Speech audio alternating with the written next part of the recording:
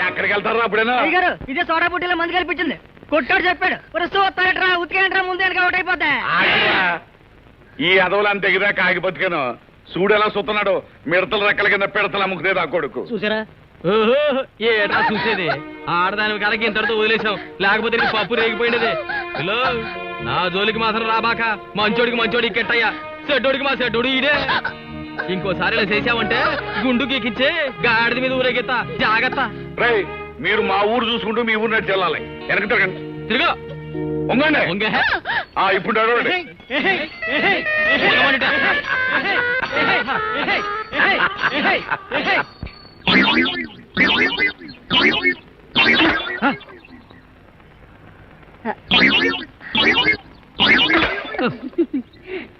మరి ఈ ఒక్కటి దేనికి జ్ఞాపకార్థం బాయ్యా నిన్ను నమ్ముకుని కొండలన్నీ బద్దలు కొట్టేశాను ఇంక నాకు నువ్వే దిక్కు మై డియర్ పగిలిన కొండల అండాల్ విచారించకం మనకు టౌన్ అందు పెద్ద పెద్ద కొండలు ఉన్నవి నిజంగా ఎక్కవచ్చును వాటిపై నుండి దొరల వచ్చును ఒకదాని మీద నుంచి రెండో దాని మీదకి దుమక్కవచ్చును మనకచ్చట 7 అంతస్తుల భవంతి ఉన్నది అక్కడనే మన నివాసము మనము చక్రము తిప్పిన గాని కోటీశ్వరుడైన ఎచ్చటకు వెళ్ళలేడు నీవచ్చటకు వచ్చి నిజమును జోచిన మొదట నీ ముఖము తిరుగును తరువాత నీ నడుము తిరుగును ఆ తరువాత మొత్తము తిరుగును అబ్బా ఏంటి బా ఈ బండి సాచవటం లేదు అండా నీకు ముందే చెప్పి ఉంటుని ఈ బండికి స్టార్టింగ్ ట్రబుల్ ఒకరు ఎక్కవలను వేరొకరు తోయవలను అప్పుడు పెద్ద శబ్దముతో బండి స్టార్ట్ అగును ఆయన వెనుక మనం ఆపినను ఆగదు ఒక పని చేయము ఈ కొండను బండి ముందు పెద్ద శబ్దము వచ్చినట్టు బాధలు కొట్టుము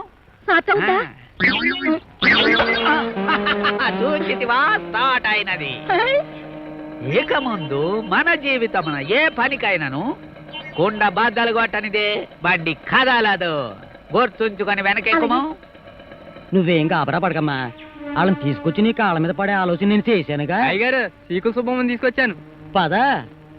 దండాలండి బాబు గారు పిలిపించారంటే సీకులు ఏమైనా కావాలేటండి సీకులు కాదు కానీ నువ్వు సెకండ్వి కావాలా అయ్య బాబు ఏం అర్థం కావడం లేదండి ఆ రామచంద్రరాజు నీ రాత్రికి మన ఊరు పొలిమేరల దాకా తీసుకురా ఆ వెనక్కత మేము చూసుకుంటాం బాబోయ్ కాదంటే నీ ఇల్లు పీకి పందిరేస్తాం గొంతు నొక్కి గోదాట్లో వేస్తాం ఏమనుకున్నావు చూడు చెప్పింది నీ సుఖంగా బతకడం నేర్చుకో ఇది తీసుకో ఆ తర్వాత మళ్ళీ ఇంకా ఇస్తాను అట్టాగేనండి బాబాయ్ ఏం చెప్పే వాళ్ళకి ఏం లేదమ్మా భీష్ముడిని చంపే శక్తి సెకండ్కే ఉంది